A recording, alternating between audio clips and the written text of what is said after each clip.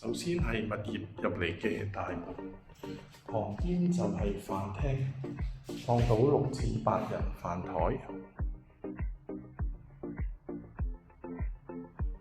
廚房係梗廚 ，U 型設計非常好用，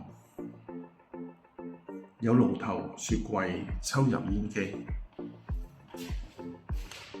客廳嘅地方，一邊可以放電視櫃，另一邊放梳化啦。前邊就有個露台，就望到全個河景，同埋遠處嘅山景，望到馬鞍山。洗手間有洗衣機同燙衫板，企缸設計方便淋浴。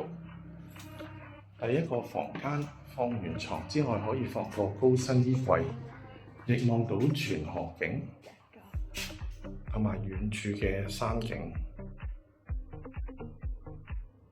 第二個房間同第一個房間面積一樣，亦係望到全河景同埋遠處嘅山景。